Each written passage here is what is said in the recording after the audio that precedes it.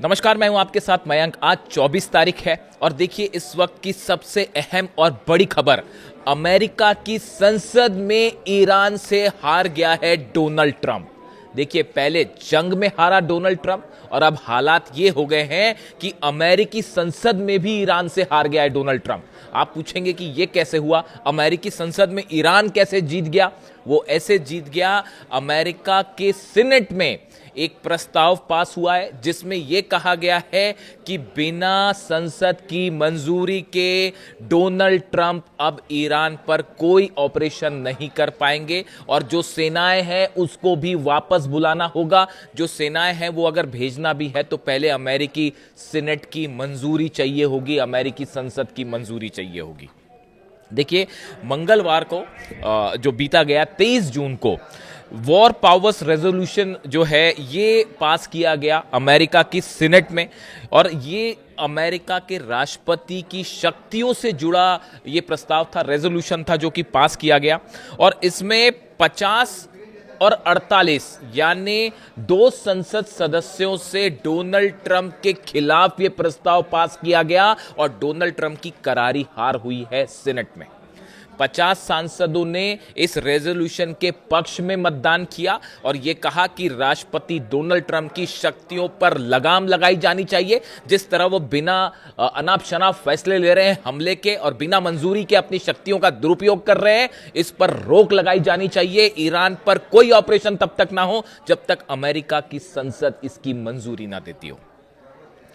48 सांसद ऐसे थे, सीनेटर्स थे जिन्होंने इसके खिलाफ प्रस्ताव में मतदान किया और 50 ने इसके पक्ष में किया, यानी डोनाल्ड ट्रंप के अगेंस्ट किया। अब इसमें गौर करने वाली बात यह है कि 4 सीनेटर ऐसे हैं जिन्होंने अपनी रिपब्लिकन हैं लेकिन फिर भी डोनाल्ड अपनी पार्टी के होने के बावजूद डोनाल्ड ट्रंप के खिलाफ जाके उन्होंने वोटिंग करी और ये डोनाल्ड ट्रंप की एक और करारी हार मानी जा रही है। देखिए हालात ऐसे हैं अमेरिका में इस समय कि आप तीनों बड़े डेवलपमेंट देख लीजिए ईरान से जुड़े। पहले जंग करके देख लिया आपने, इतने दिनों तक जंग चली, अमेरिका की करारी शिकस्त हुई है, इजराइल की करारी शिकस्त हुई है और ये बात अब कोई और नहीं कह रहा, अमेरिकन खुद ये बात मान रहे हैं, इजराइल के लोग ये बात मान रहे हैं। कल मैंने आपको बताया था कि 92% इजरायली ये मान के चल रहे हैं कि भैया ईरान जीत गया।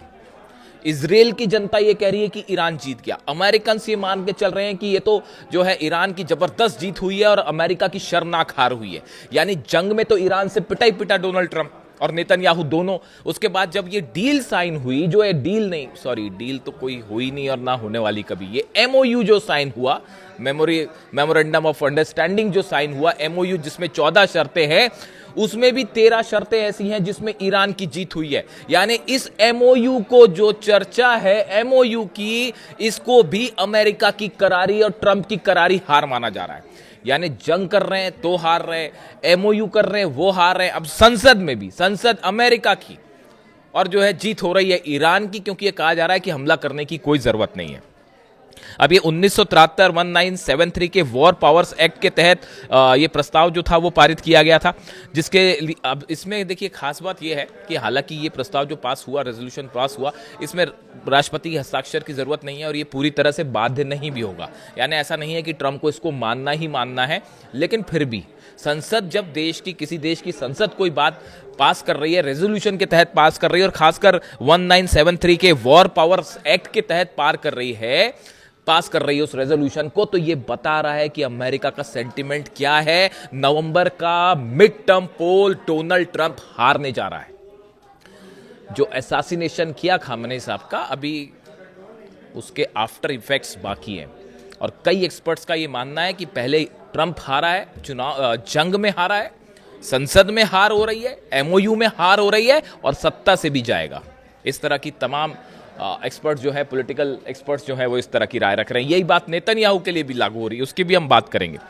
अब देखिए जब अपनी पार्टी के लोगों ने साथ छोड़ दिया और ये रेजोल्यूशन पास हो गया ईरान को लेकर, तो फिर अब डोनाल्ड ट्रंप का प्रस्ताव आया, डोनाल्ड ट्रंप जो है बयान आया, चीखने लगे, चिल्लाने लगे। उन्होंने अपने सोशल ट्रूथ पर पोस्ट कर प्रतिक्रिया दी है।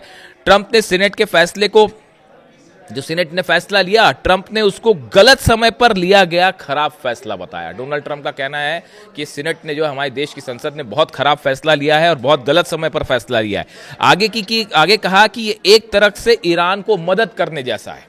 यानी डोनाल्ड ट्रंप अपनी संसद के बारे में कह रहे हैं, अपने संसद सदस्यों के बारे में कह रहे हैं, सीनेटर्स को लेकर कह रहे हैं कि हमारे सीनेटर्स जो हैं वो ईरान की मदद कर रहे हैं, हमारी संसद ईरान की मदद कर रही है। ये डोनाल्ड ट्रंप खुद कह रहे हैं। अब आप सोचिए विरोधाभास, कैसे ईरान का अंतरराष्ट्रीय पटल पर, इंटरनेशनल स्टेज पर पिछले 5-6 महीने के अंदर कितना तेजी से ईरान की हैसियत बढ़ी है, कितना तेजी से ईरान का प्रभाव पड़ा है। आप देखिए, चाहे जंग का मामला हो, चाहे इंटरनेशनल रिलेशंस का मामला हो, चाहे पीस डील की चर्चाएं हो, चाहे डिप्लोमेटिक स्टेज हो, हर स्तर पर ईरान भारी पड़ रहा है और परचम लहरा रहा है। ये उसी का एक एग्जाम्पल है। आगे क्या कह रहे हैं डोनाल्ड ट्रंप, ये भी सुनो। ऐसा करके उसने दुश्मन को सहायता और समर्थन प्रदान किया। ये अपनी संसद के लिए कह रहे हैं। चार हारे हुए रिपब्लिकन सांसदों ने डेमोक्रेट्स के साथ मतदान किया और ईरान ने मेरे लोगों से पूछा इसका क्या मतलब है। जो रिपब्लिकन्स हैं उन्होंने जो फेवर में वोट कर दिया ईरान के, यार ये कहिए कि डोनाल्ड ट्रंप के खिलाफ मतदान कर दिया, तो अब डोनाल्ड ट्रंप को वो भी मिर्ची लगी, उन पर भी भड़के हुए हैं। तो वो कह रहे हैं कि भाई उनकी मदद कर दिया, सब मुझसे पूछ रहे हैं कि ये क्या हुआ। इन सीनेटरों ने मेरा काम और मुश्किल कर दिया है, लेकिन मैं इसे हर हाल में पूरा करूंगा क्योंकि मैं हमेशा अपना काम पूरा करता हूं। वो धमकी वाली भाषा में अगेन फिर से वो इसी बात पे आ गए हैं कि मैं जो अपना काम करता हूं वो पूरा करके रहता हूं, ईरान के रेफरेंस में कह रहे हैं।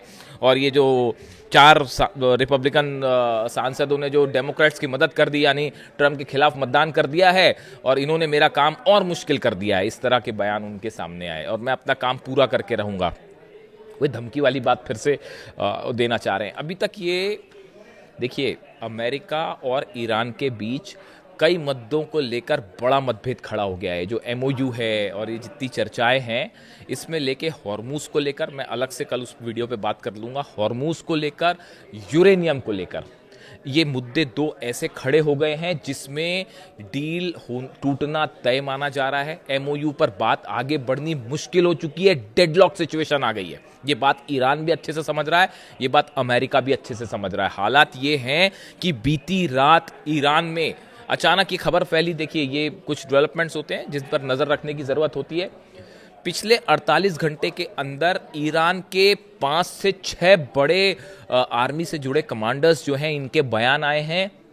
ईरान जंग के लिए तैयार है, ईरान प्रीएम्प्टिव स्ट्राइक के लिए तैयार है। देखिए, ये बयान बता रहे हैं कि कहीं से ईरान को ये सिग्नल मिला है कि ईरान पर फिर से हमला हो सकता है, ईरान पर फिर जो है वो धोखे से स्ट्राइक हो सकती है। इसकी तैयारी, और इसकी तैयारी में ईरान जुट चुका है। और यहाँ तक कि ईरान की तरफ से कह दिया गया है कि अब की बार अगर हमको खतरा महसूस होगा तो हमला तुम नहीं करोगे, इस बार पहले हमला हम करेंगे। ये भी ईरान की तरफ से चेतावनी दे दी गई।